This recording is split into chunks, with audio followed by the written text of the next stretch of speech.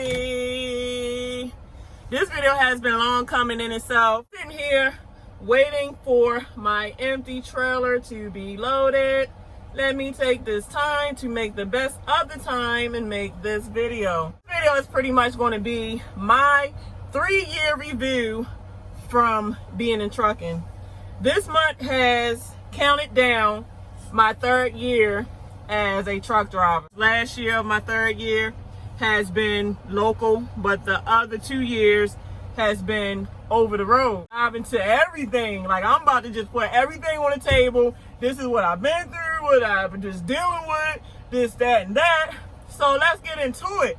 So day one, when I was just thinking about getting into trucking, like I said, if anybody's been keeping up with my channel, y'all know my story, because I've pretty much been an open book the whole way through my trucking journey. So pretty much I always wanted to do trucking since I was like 21. Me and my sister, we was trying to get into it, but she backed out, but I still wanted to do it. But at the time I had smaller kids, so I had to put it off until my kids got, you know, a bit of age on them. So now that they ended up getting a bit of age on them, I said, wow. Now, initially I wanted to do trucking, you know, because I wanted to become a diesel mechanic. Because previously I used to be an auto mechanic, but I always like to do things to better myself in whatever career I'm in. I don't like to stay stagnant in something. I like to try to improve, you know, level up, you know, do something more than the current situation I'm in. I'm always about progressing in anything that I'm into. I got comfortable working on cars, this and that, but I wanted to take it a step further and become a diesel mechanic. Now that I knew I had to have a CDL in order to be a diesel mechanic, I said, at the time I was married, so I was talking to my husband about it at the time, and he was like, well, you know, if you decide to want to go to CDL school, I will support you. I support you 100% in whatever you do. Find the schools you want to get into, and if, you know, when you get accepted into the school, let me know, and we'll work through this. So I was on the laptop doing all my research, looking at, you know, different people's YouTube videos, like the way y'all look at my videos and y'all look at other people's videos, this and that. And the first 2 people that really touched me to where it really inspired me to go where I went and just to get in trucking in general, it started off with LaShawn Parks and Trucker Brown. Trucker Brown and LaShawn Parks, like LaShawn Parks, and I've said this before, LaShawn Parks made prom look like a steak dinner. Like, he made prom look so delicious. Like, I was going to bed dreaming about prom. That's how much he had me just wanting to go to prom. Because, I don't know, it's like when he was doing his videos, like, he got swag now. LaShawn got swag. And some of the videos I was catching was when him and Trucker Brown were really partnering up and they was working together. So I caught a couple of their videos where they was teaming or something, whatever. And then I caught a couple other videos where he was showing how prom looks. So I was like, man, I got to get in prom. Like, that, the terminal looked nice. I mean, the people there look nice, and Prime is a cool company. It's just, it's a true OTR company. Like, I just didn't like the home time and the dispatch. Prime was a good company, so it asked me to want to go to Prime. So I get on my laptop and I start doing research, because I didn't just take his videos and say, okay, I'm going to go to Prime. Like, I'm a research person. I'm a research junkie. I'll read up on stuff, but sometimes you can do all the reading up you're going to do, but sometimes you don't know the truths of something until you actually experience it for yourself. So I looked at his video. People were looking at a couple Google reviews, and then I Googled, like, any company that I become a part of, I like to look at the Google reviews, because Google has reviews on any company you can think of. So I looked at the Google reviews, you know, I asked around, and it's like all the type of answers I would get wasn't bad. Because at first, Pam, like Pam Transport, Pam wanted to hire me. Swift was trying to get me in Prime. But like I said, from all the research I was doing, Prime stuck out the most. So I said, you know what? I'm going with Prime, because this is what I really want. I called a recruiter, and I think it was Angela Gomez. And she had started my application, had everything going. But at the time, like, my ex-husband wanted to help me, but he didn't really want me to go because he was so used to having me around. So when it got closer and closer to me going to get into Prime, he started bickering about certain things, this and that. And then it ended up to where he was like, well, you know what? You can't go if I don't watch the kids. I said, oh, that's messed up. You gonna have me to where I set up an appointment, I got my bags packed, you know, I'm just mentally hyped to go to this company, and then you gonna threaten that you're not gonna watch the kids so that I can go and make a career that's gonna better our family. So it got to where we like bam, bam, bam, bam. Because I think I bit him. I think I bit him on his nipple. And then when the police came, he showed the police his nipple. And no, I'm not showing y'all my nipple, but he showed the police his nipple to where they took us both to jail, but they let him go and kept me. So I had to stay in jail for the whole freaking weekend until, you know, I got out because he didn't want to press charges. But I still had to fight the charges for almost 2 months. So then I called my recruiter and everything, and I let her know I told the truth. You know, I got into an altercation with my husband. It was an assault, and it's pending. It's not a conviction yet, but it's pending. So pending review, she said, you know what? I'll just put your application to the side. Whenever you get that overturned, just give me a call back and we'll process you through. I said, thank you so much, because I really want this opportunity. Like, this is really something that I really, really want to do. So after the 2 months, you get any type of charge, especially dealing with assault. I don't care if it's a misdemeanor or felony. It is hard finding jobs. So I could not land nothing good, because by that time I had quit my job because I was preparing to go to prom. And at the time I was working at BMW, the plant. I was a dispatcher at BMW. So I had put in my week notice, and I had already quit. So I didn't have a job because I was supposed to be about to go straight into prom. But then all that bang bang happened. Like, man, it's always something after another. It don't stop. So, all right, I get all that squared away. 2 months passed. Let's fast forward. And he didn't want to press charges. And I don't get in trouble like that. If I really get in trouble, it's because somebody messing with me, to where either I done got into a fight to where something went down to where it's dealing with altercations. Because other than that, I don't do nothing. I stay to myself. He dismissed it because he didn't want to press charge. And the judge said, please don't let me see you back in my court. If I see you back in my court, you want to do some time, ma'am. I said, you ain't got to worry about me. I will not be dealing with this dude. You will never have to see me in your court ever again, Judge. I can promise you. That's a promise. That is a promise. So, all right, they let me out. I called Miss Angela back. You know, she get my my application process and everything. And within that week, you know, he took me to the Greyhound Terminal, and then the Greyhound Terminal took me to Springfield, Missouri. And from then on, you know, I got my career started. But that's not the end there. Like, that first year of me being with prom, it was tough, because even though I wanted to do my trucking career, I really wasn't prepared for everything that came with it. And when I say everything that came with it, what is it? Not RLC, but what's his name? Oh, I forgot his name. But that was another YouTuber, because when I was on my trainer truck, obviously you gotta go through the phase of getting your CDL, you gotta get your permit, you know, you gotta get through all the training modules, all that and that. Then you gotta go through the TNT phase. Like, you got the PSD phase, then you go into the TNT phase, to where that's now you trying to train how to be an OTR driver with your trainer. So you might be out for a month to 3 months at a time. You gotta get through your 30,000 miles. I don't know if it's changed, because things change so much. But I had to go through 2 trainers. I started off with a really sweet church-going trainer. Like, she was really sweet. Getting cancer through the course of our training, to where I couldn't finish my training out with her. So I think I had got like maybe 10,000 miles with her. So I had to go home. I had to wait for my dispatcher to pair me up with another trainer. So he found another trainer. Her name was similar to mine. Instead of Pinky, her name was Penny. So he hooked me up with Penny. And shoot, man, being on that truck with her, like, she's a great trainer. I take nothing from her, because a lot of the training that I got from her, I still use it today. But the attitude that she had, it made it tough to get through the training, because some people get power hungry, to where when they get a student or they get any little type of power, they use it to their advantage, where they try to embarrass the person that they feel like they got power over. So when it came time to maneuvers and stuff, she would get out the truck. No, you don't back it. You back it here. You be like, she would make a scene to where it would make me feel belittled as a person. So it was just crazy. Me and her got into so many big. We ain't get into no fights, but I wanted to. But we got into more of this. But it never stopped me to where I say, you know what? Forget you. I ain't driving no more, this and that. Because I just wanted to get the hell off a truck. So no matter how mad I got with that chick, I still, when she finished her driving and it was my time to get behind the wheel, okay, move, all right, come on, let's do this. So I'm trying to get these rest of these 20,000 miles so I get the hell off your truck. And at that time, to where I was on her truck, I could not figure out if I wanted to go company or if I wanted to go lease. And I couldn't really understand, you know, what decision to make. I forgot his name. It's a guy that I always watch, and he helped me make the decision because he would talk about how to purchase a truck, you know, how to keep up with the books, what to expect when you do this. Because of him, you know, I say, you know what, I'm going to do this. Like, I'm just going to do it. So when I got out of training, I got straight into lease. I went straight into lease.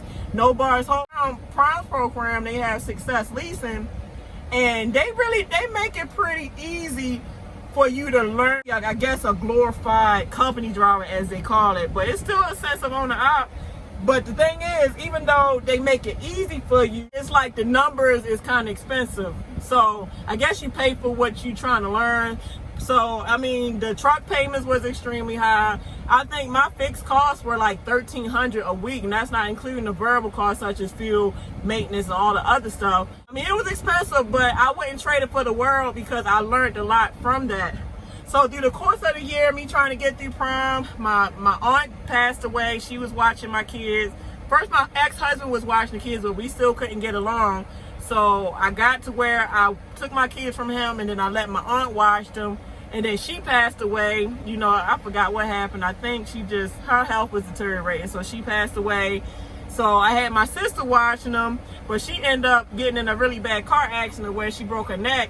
And then we started bickering and fighting over jealousy. Then I had my other sister watch them, and she was trying to she always tried to freeload off of people. And I just thought that she changed after all these years. But some people just don't change, and she didn't change. Because as soon as she thought I had money, she thought she was just going to live with me while I paid all the bills. And she did what she wanted, whether she wanted to watch my kids or not watch my kids. She thought I was supposed to take care of her, and I just wasn't going to do it. So I had to kick her ass to the curb. So once I kicked her to the curb, I had to end up, you know, getting help from my ex-husband again. And he was just such an angel to help me despite that we wasn't together. And I still appreciate him to this day. Because to be honest, I wouldn't be where I'm at today if he did not help me, you know, to get to where I'm at today as far as helping me with my kids. So, but we still was having our bickering and fighting though. Through that whole course of the time of him watching my kids while I was over the road with Prime and USA, we still wasn't getting along. But that still didn't stop him from helping me at the end of the day, or me helping him. Like, we'll scratch each other. You scratch my back, you know, he'll scratch my back, whatever. So if he needed money, here you go. You know, you need my car, just drive my car, you know, while I'm over the road. You know, you need this, you need that. So I was kind of like the breadwinner while he was just the stay-at-home parent, I guess to say. So, okay, got through that. And there's a couple times when you go to a trucking school, part of the terms is you have to complete a whole year of working for them in order to fulfill your contract so you don't owe the contract. And a lot of trucking companies, their contracts might be from $3,000 to $8,000 that you would have to pay. And I think Prime's contract, I believe, was like $6,000. So there's a couple times I didn't think I was going to make it through the year because I couldn't get along with all the caregivers that I was using to try to make it. So there's a lot of stressful days where I cried. I just didn't know what to do. But I pushed through it because I really wanted it. So I had ended up leaving Prime in hopes of having a better career as far as with another lease. And this time it ended up being a lease purchase to where I went with USA because I had met a guy friend and he worked at USA. So he recommended me to go to USA because that's where he was. And he, you know, he was doing pretty good with it. So I ended up getting with USA, and USA is really not a bad company either, but the only thing I don't like about USA is they got cheap freight. Like, I don't know what's going on with their numbers, but there's a lot of people that's going belly flop with their businesses, and USA is seeming to fall into that category as far as, like, they have to do some stuff to get their numbers up. When I say numbers, I mean their income. Like, I believe their freight is cheap because they're not doing so well with, you know, the money of the company. I was doing good though with USA. I was doing good. Like, it was freedom there. They don't really be on your tail about a lot. Like, they help you with a lot of stuff. And then I was home every week and I can go home when I want. And then the lease purchase I had was way cheaper than Prime. So I was able to kind of pocket a little more. But that second year, after I got through the contract, you know, I was going through this and that. And then my truck got towed when I was at Prime. Truck got towed. And then when I got with USA, somebody ended up vandalizing my truck in the sense of where they wrote "you stupid fuck" on the side of my door. So I was catching it out here, guys. Somebody stole my money from Walmart. I was in Walmart and I was trying to hurry to get to the next load. And you know how you do cash back after you purchase something? I did cash back, forgot I did the cash back. And the money just was laying in. The next person that walked up took my money. I lost $100. Ooh. Man, oh my goodness. So the second year was with USA, and I had fun though. I really had fun, but I ended up kind of losing money with USA because I ended up taking out a loan, you know, to try to build my company up, because I was going to get the money. Like, you had to have $13,000, $650 in credit, and you also had to have like $2,400 of truck payment saved up. So you had to have all three of them. I had the $13,000 from the loan I took out, and then I also had the credit score, but all the money that I had was going to go towards the down payment, so I didn't have the money saved up in my account. So they wouldn't let me take this truck because I was really trying to go to Landstar. Through the course of trying to build up, and the freight really wasn't paying for me to build up like that. Like, they had some cheap freight to where it was tough. Like, their freight, it really wasn't worth it. Every now and then they had some good lows, but for the most part, you kind of lost out. I mean, it's kind of like a wave, because some quarters it'd be really good, and then other quarters you be like, man, I lost. Like, I really lost. I broke even, you know, this quarter. So I lost money, but what really kind of made everything kind of just spiral when I had that jackknife. You know, towards the end of that second year, when I had that jackknife with USA, I was trying to get money for that day, and it was snowing, but I said, okay, well, let me check the roads out to see if there's anything feasible to where I can still be on the road. And the roads looked clear. The roads looked clear. So I said, okay, these roads look clear. You know, they must have did a good job maintaining the roads. But lo and behold, it must with some black ice on the road. So I'm getting on the road, you know, attempting to go along my day like I always do. And I'm whoop-de-doo-de-doo. And all of a sudden, this truck, it starts to veer out of my control. And I'm thinking I'm going straight, but the shit is like, it's dancing on ice. Like, it's dancing. And it's like, for a split millisecond, I went blank, guys. You never know what you will do in a catastrophe or an emergency situation until you're in it. That's why I said sometimes it pays to go through stuff, because now you know your strength and your weakness and what you're capable of and what you're not. Like I said, when the truck started veering, and I'm saying a millisecond, it wasn't long before I reacted, but for that millisecond, I couldn't really comprehend what was going down. Like, I couldn't comprehend it, but then I came back to my senses. I said, oh man. So when the truck started veering, I tried to gently put it back. To see if I could straighten myself up. But when it veered, and then I tried to gently do this, it did like this, and then it did like this, and then it was slowly, I ain't gonna say slowly, because all this stuff happened within the matter of under a minute. So by the time it went to the median, it jackknifed. And through the course of it doing all that, I felt the front of my tires trying to lift up. Like, it was trying to lift up, but I took my foot off the pedal. I didn't brake at all. And I just kind of let the truck did what it did. So I'm gently trying to get it back, and it's trying to lift up, this and that. And I tried to correct it as gently as I could. But good thing I kept it from flipping over, because the front of my tires, I felt it. I felt that joint trying to come up, and it was trying to flip. And God willing, it did not flip, because it'd probably be a lot worse than I probably would have been hurt or whatever. So I jackknifed in the median strip. Thank God it wasn't no cars around me. They were behind me. So thank God it wasn't no cars around me, and nobody got hurt. Only thing got messed up was my truck. The trailer wasn't even damaged. Criminal record guy came and charged me almost, $3,000 to just pull me out. And he didn't even tow me to the shop. He just pulled me out. So once he pulled me out, I followed the guy back to the shop to get them paid. And that was just something terrible. But let me try to wrap this video up, because I don't want this video to go too long. But we talking about 3 years to explain. I'm trying to get it down to 30 minutes.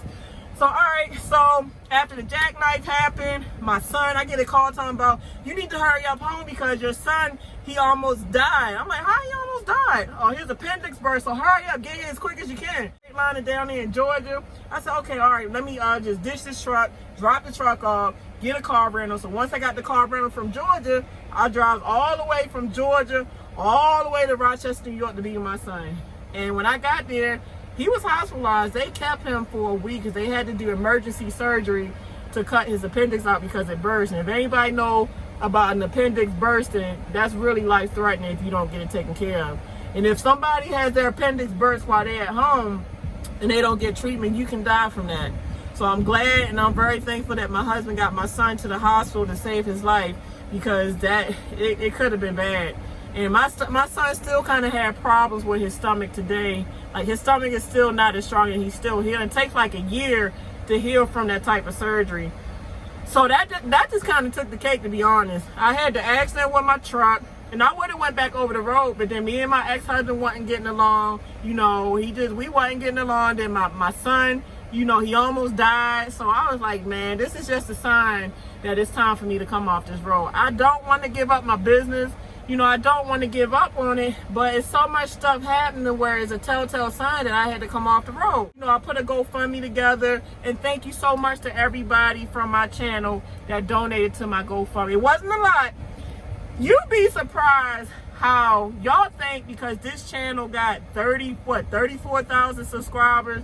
You would think out of 34,000 subscribers, if everyone out of the whole 34 gave $1, just $1, how much that would help. But it was maybe, I'd say, under 20 people out of 34,000 subscribers that helped me out in the time of need. And I so appreciate that. And I have to go back and find the names, because I do want to do a dedication video to those that felt good enough to want to, like, be a true supporter. Like, I don't have, y'all think I got supporters on this channel, but I don't have a whole lot of supporters, because you know when you got supporters is when it's time to ask for help. And when it's time to ask for help, you see who's really there for you and who's not. So, like I said, I went through all that. I did the GoFundMe. I had, you know, a couple friends help me out until I got back on my feet, you know, and found a job, because at the time when I took my kids from my ex-husband, it was just me then. So I had nobody to sit with my kids. So I really had to work it out, because like I said, I ain't had nobody. So I ain't really have no help at all. So when I took my kids from New York and found a house, and then thank God I found a house like months before all this happened, because I would have been in trouble if I did not establish a place beforehand. So if you know things is going bad ahead of time, you need to prepare ahead of time, because when things hit the fan, you'll be okay to do your plan B. So I secured my house before all this went down, to where when it was time for me to move on, I was able to move into my house with my kids and everything was good. I just had to maintain it. So I took my kids from Rochester, New York, and then moved down here back to North Carolina, to Charlotte this time. And we just been trying to make it ever since. And ever since, you know, I quit USA and I had to get my truck back. You know, you owe money when you have to turn in a lease purchase. Like, every lease is different. Some leases are walkaways, some leases are not. If you're doing a lease purchase, that's similar to a finance, to where you end up owing. So I pretty much had the job search. You know, I had a hard time in the beginning trying to get on my feet, because when you have an accident, most companies don't want to deal with you if you had a fresh accident, and then depending on the circumstances. But by me not hitting no other cars, or it wasn't like no real property damage, you know, it really wasn't no real damage. I don't have it on my record. Like, that accident did not go on my record, so I was blessed for that. But I had to let some time get under my belt to where companies wanted to deal with me again, because I had to show that I had some safe driving after that under my belt. So now that it's almost been a year since that jackknife, and things is looking on the up and up. So ever since then, you know, I had found Transforce. Not to say found, because I always knew about Transforce when I was over the road. And in my head, I felt like, well, if I ever give up leasing, I feel like a temp agency would do me good, in case it's just something I need to get something right away, so that I can keep money coming into my house. I started searching and searching things while going. I said, you know what? Let me call Transforce. Let me put my application in. Let me call Transforce and get that set up. And the next day, her name is Angela. Angela got me in for an interview, And within that week, she had me with Saddle Creek. And then I kept doing job after job until they got me with Frito. And when Transports got me with Frito, you know, I had to do the probationary period. And I make everything I'm talking about, I make videos following this whole thing that I'm just summing up into one video. You know, I worked hard, did this and that. I got hired on. But then, as y'all know, I record everything. I'm a YouTuber, record, hey you guys, you do the time and pre-trip. Man, that shit got me fired. They fired my black ass. They said, we can't have you recording up in here. This is a private fleet and we gonna keep it that way. I got fired from Frito, and then when I got fired from Frito, I went to this private owner op guy, which is FedEx. You know, he's a private owner op contractor to FedEx. So I got with him, and I'm still with him, but the money wasn't really enough to where I can consider it my main income. So I told him that I would do part-time with him and get something else that's more like mainstream. After him, I'm with Apps now. I am with Apps now, and I really feel like this is gonna be my last stop, guys. I truly, in my heart, I feel like this company is gonna be my last stop. Like, I really like how they make you feel, and I really can't confirm it until I start seeing paychecks. So I mean, obviously, just from how they treating people so far, I give them 5 thumbs up the treatment. But I just want to know how the paycheck gonna look. I start getting consistent paychecks, and this is what I'm looking for. Then I can say, okay, guys, this company A1 shorty, A1. Man, that just pretty much sums up my 3 years. Like, my 3 years is anniversary out this month. So yeah, I mean, I'm a lot wiser from day one when I came into the game. I don't do as much stupid shit. I learned to have more patience. I'm not as impatient. Sure, I almost got into a fight at the truck stop. I ain't even tell y'all that. Like, this video can go on for hours if I tell y'all my whole journey. But just know that for anybody that's thinking about getting your CDL, it's not gonna always be peaches and roses. But if it's something you really want to do, you're gonna stick it out. Because I love trucking. Like, I really cannot see myself doing nothing else. If I do see myself doing something else, it'll be to be a talk show host or an actor or something like that, or to get into the mainstream with entertainment, then yeah.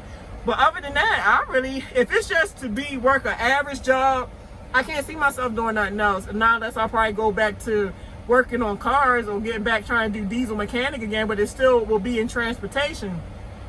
So yeah, guys, that pretty much sums up my experience, my 3 years experience as a truck driver. And if anybody's thinking about getting into it, consider your home, consider your spouse, consider if your kids can handle it, consider your mental, because there's a lot of mental that goes into being out here. The hardest part about being a truck driver is your mental. Because sometimes you can lose your mind just from being gone away from home. You can lose your mind not having a social life no more. You can lose your mind not being able to keep a boyfriend or keep a girlfriend because of your job. You can lose your mind just from sometimes how the job treats you, because a lot of jobs don't treat you right. Like, they use and abuse drivers, and it's not right. But that's where your smartness and self-value come into place, to where you don't let people do you that way. And I'm about to go take a nap and wait for these people to call me, and you guys have a lovely, lovely day. So time is the essence. Let's make better time of it. Let's love each other and not judge each other, because I never judge you, and I love you. So this is